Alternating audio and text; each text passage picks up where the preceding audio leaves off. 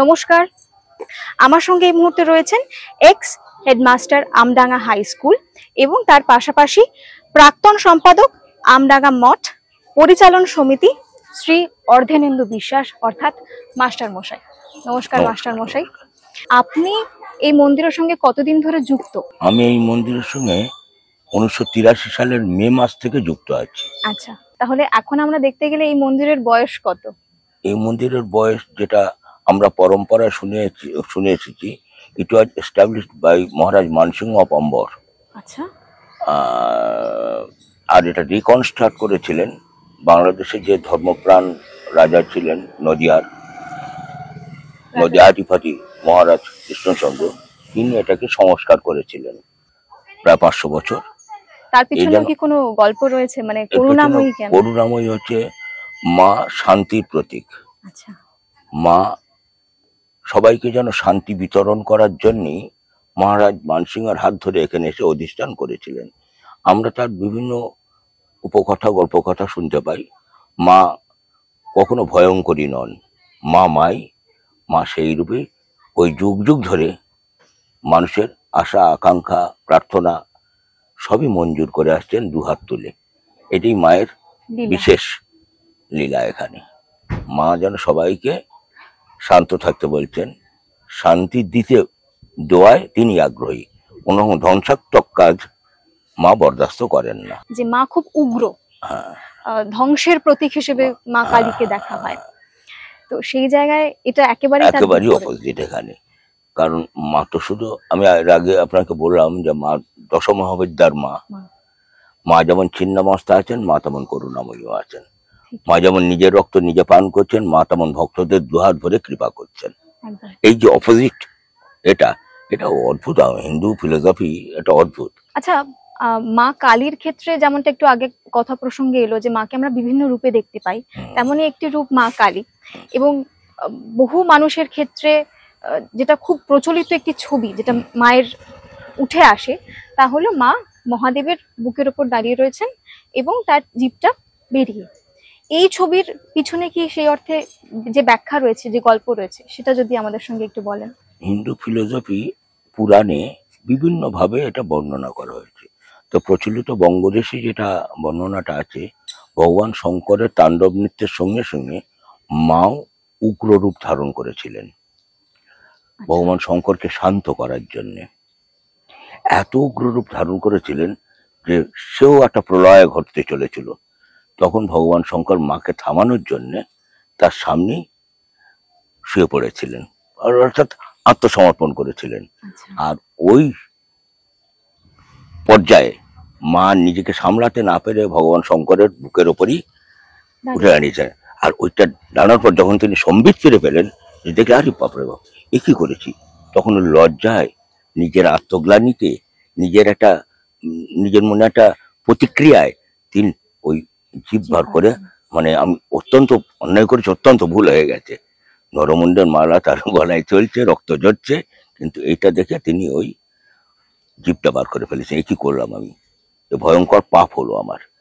একটা মানুষ, এই যে একটা আত্মগ্লানি, আমরা যদি এই চলার পথে যদি কোথাও ভুল করে থাকি, তাহলে ইস এটা করি তো, জিভ কাটি, ইস এটা ঠিক হয়নি, ঠিক ওই ফিলিংসই মা ওই কর্মটি করেছিলেন।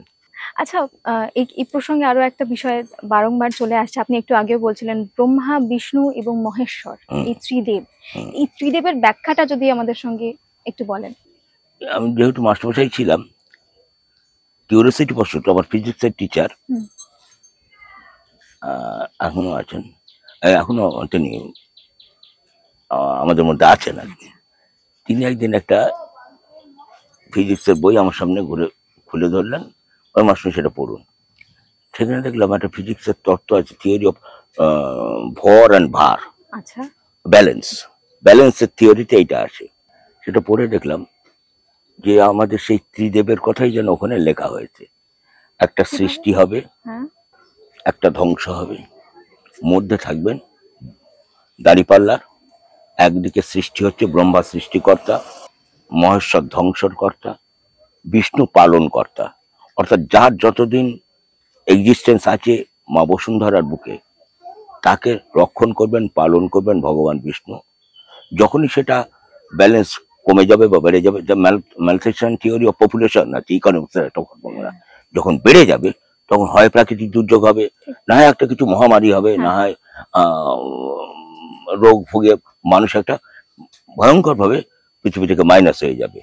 সেটার অর্থ হচ্ছে ওই ম্যালথেশন থিওরি অফ পপুলেশন। আমরা এপিডেমিক দেখেছি, প্যান্ডেমিক দেখেছি, হ্যাঁ, এরকম এই ঘটনাগুলোই কবে কবে কোন কালে ওই পুরাণে লিপিবদ্ধ আছে। কাজেই এটা শুধু ধর্মগ্রন্থ না, এটা একটা সায়েন্স, এটা একটা বিজ্ঞান ভিত্তিক ধর্মগ্রন্থ। ভর ও ভার তত্ত্বে মা বসুন্ধরা অবস্থান করছেন। মা বসুন্ধরার একটা ধারণ ক্ষমতা আছে, তার বাইরে বেরিয়ে গেলে সেটাকে ধ্বংস হবে, তার তো প্রতিক্রিয়া আসবে। সেই ক্ষেত্রে এইটাই আমাদের পুরাণের সঙ্গে ফিজিক্সের মেলবন্ধন ঘটাচ্ছে আমার মনে হয়।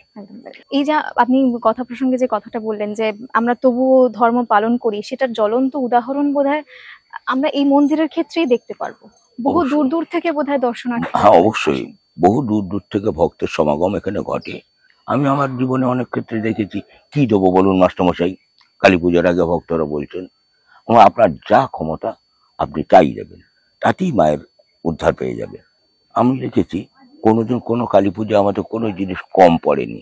তারপরের দিন অন্নভোগ হয়, মানে মায়ের কালী পুজোর পরের দিন, যেটাকে আমরা বলি মহাভোগের সমাপ্তি অনুষ্ঠান। ভক্তরা যত আসবেন সূর্যাস্ত পর্যন্ত প্রত্যেকে এখানে বিনা পয়সা প্রসাদ পেয়ে যাবেন।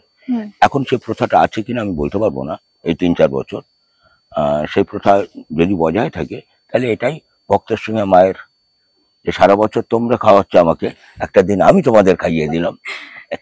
একদম। আসলে মায়ের সঙ্গে আমাদের সম্পর্কটা বোধহয় সেই সন্তানের সঙ্গে ওই খুনসুটির সম্পর্ক হয় না, মানে আমার বা বহু মানুষের ক্ষেত্রে এটা শুনেছি যে মা খুব কথা শোনেন। মানে মাকে যদি ভক্তি ভরে ডাকা হয়, ভক্তিটা যদি পরিপূর্ণ হয়, তাহলে আর মায়ের অন্য কিছু বোধহয় লাগে না। এখানে বিশেষভাবে এই মন্দিরে যেহেতু মা এখানে করুণাময়ী রূপে রয়েছেন, কালী পুজোর সময় এখানে কি ধরনের ব্যবস্থা নেওয়া হয়? আমি যতদিন ছিলাম, অর্থাৎ লং 38 ইয়ার্স, প্রতি অমাবস্যায় মা পূজা পান। অ্যাজ ইউজুয়াল 9টার সময় মন্দির বন্ধ হয়ে যায়, এইটাই প্রথা। কিন্তু অমাবস্যা, যেটা মণি অমাবস্যা আমরা বলি, সেই অমাবস্যা তিথিতে মা সারা রাত্রি পূজা গ্রহণ করেন এবং দিনের বেলা মায়ের চিঁড়ে ভোগ হয়, আর রাত্রিবেলা মায়ের 52 রকম উপাচার দিয়ে, তার ভিতরে মহাপ্রসাদ থাকে, অর্থাৎ বলির প্রসাদ, নানান রকমের মাছ, মিষ্টি, মিষ্টান্ন, ফল, মূল, দই, এর 52 রকম উপাচার দিয়ে বড় থালায় করে মায়ের সামনে নিবেদন করা হয়। একটা থালায় দেওয়া হয় মায়ের জন্য, আর যা রান্না হবে ওখানে ওই দিন রান্না করে, যে বড় বড় আমাদের হান্ডা আছে, বড় বড় কড়া আছে, হাঁড়ি আছে, সেই সব 2-3 মিলে ধরে ধরে এনে সব মায়ের সামনে রাখবেন। মায়ের কৃপা দৃষ্টিতে যাতে সব প্রসাদের উপর পড়ে, ওটা উনি গ্রহণ করছেন, আর এইটা উনি দর্শন দিচ্ছেন। এইটাই মহাভোগ বলে। পরের দিন ওই রাত্রে ভোর হয়ে যায়, ভোরে মায়ের যখন হোম হয়ে যাওয়ার পরে সারা রাত ভক্তরা এখানে অপেক্ষা করে থাকেন। ওই যে আমাদের খাওয়ার জায়গাটা আছে না, ওটা 150 সিট আছে, বসে মানুষ খেতে পারে।